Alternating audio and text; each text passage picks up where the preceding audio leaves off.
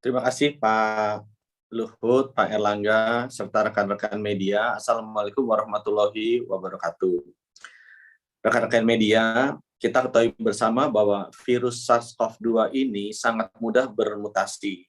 Sejak munculnya di Desember 2019 hingga sekarang, banyak muncul mutan atau varian baru, termasuk varian Alpha, Beta, varian Gamma, dan yang terakhir varian Delta, yang menyebabkan lonjakan kasus yang sangat tinggi di India dan juga di Indonesia di bulan Juli yang lalu. Nah, untuk informasi rekan-rekan media, bahwa varian Delta ini terus menjalar ke pelosok dunia, sehingga meningkatkan dan menjadikan lonjakan kasus di negara-negara lain seperti Amerika Serikat, Israel, dan Inggris, juga meningkatkan jumlah kasus secara signifikan di negara-negara Asia seperti Malaysia, Singapura, dan Jepang. Ya, mengikuti apa yang sudah terjadi di India dan Indonesia. Melihat gejala seperti ini, pemerintah memutuskan bahwa kita harus benar-benar memantau perkembangan varian virus SARS-CoV-2 di seluruh dunia. Kita pantau dengan ketat dan kita jaga agar sebisa mungkin tidak masuk ke wilayah Indonesia. Ada 3 varian baru yang masuk di dalam pengamatan pemerintah, yang itu varian Lambda atau C37. Ini pertama kali ditemukan di Peru pada bulan Desember 2020 dan sekarang sudah tersebar di 42 negara. Varian yang kedua adalah varian Mu atau B.1621, pertama kali ditemukan di Kolombia bulan Januari 2021 dan sekarang sudah tersebar di 49 negara.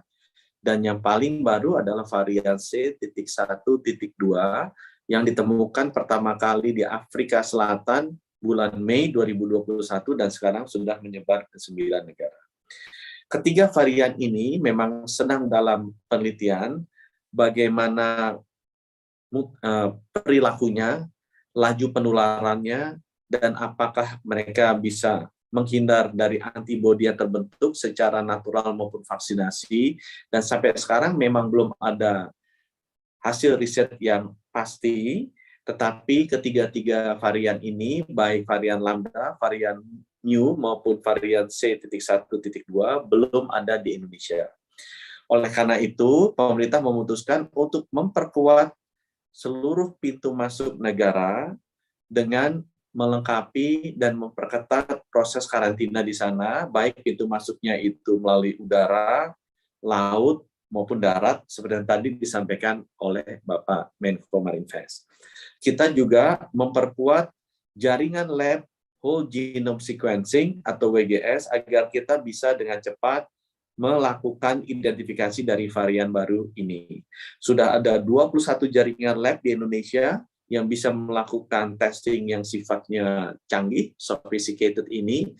Setiap bulannya kita sudah mampu melakukan 1.866 genome sequencing, sehingga total yang sudah dilakukan sejak Januari sampai Agustus ada 6.161 genome sequencing.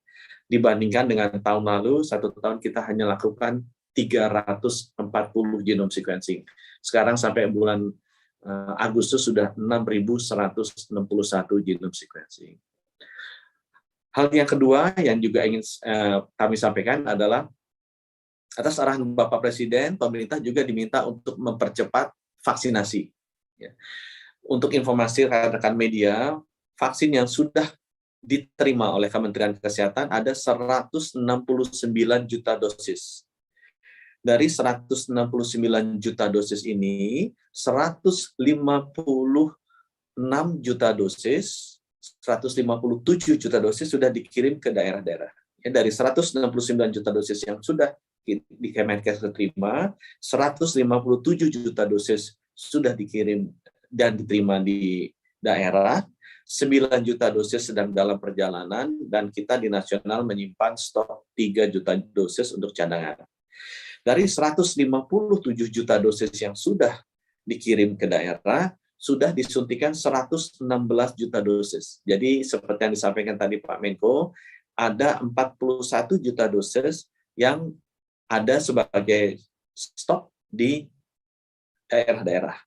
Nah, atas arahan Bapak Presiden diminta agar 41 juta dosis vaksin yang sudah tersebar di seluruh provinsi, kabupaten, kota agar segera diselesaikan, agar segera disuntikan. Karena 41 juta dosis ini adalah jumlah yang sangat besar, yang sebaiknya bisa cepat kita suntikan, mengingat dari bulan Januari sampai Juli kita hanya menyuntikkan 70 juta dosis saja. Ya, untuk informasi teman-teman sekalian, sampai sekarang Indonesia sudah menyuntikkan 116 juta dosis, itu untuk 73 juta orang suntik pertama dan 43 juta orang yang sudah lengkap suntik kedua. Dan itu menempatkan Indonesia di posisi ke-6 dunia dari sisi jumlah orang yang sudah disuntik pertama kali, ya, jadi 73 juta orang itu ranking 6 dunia, sesudah Cina, India, Amerika, Brazil, Jepang, kemudian Indonesia, dan juga Indonesia menduduki posisi ke-6 dari sisi jumlah vaksinasi yang sudah diberikan di dunia. Jadi dari 116 juta vaksinasi yang diberikan oleh pemerintah, itu menduduki posisi ke-6 dunia sesudah Cina, India, Amerika, Brazil, Jepang, dan kemudian Indonesia. Bapak Presiden juga memberikan arahan agar kita bisa memperhatikan provinsi-provinsi yang vaksinasinya masih di bawah 20%, agar bisa dikejar segera oleh Kemenkes, Panglima TNI, dan Kapolri. Ada 5 provinsi yang masih di bawah 20%. Untuk suntik pertamanya, yaitu Lampung, masih sekitar 15%, Sumatera Barat 18%, Maluku Utara 18%, dan Papua 19%.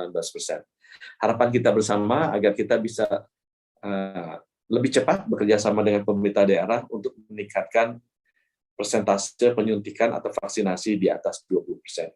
Mungkin dari kami demikian, Pak Menko serta rekan-rekan media sekalian, sehat selalu dan tetap waspada, jangan lupa menjalankan protokol kesehatan, memakai masker, menjaga jarak, dan mencuci tangan, dan cepat ajak teman-temannya untuk vaksinasi. Terima kasih. Wassalamualaikum warahmatullahi wabarakatuh.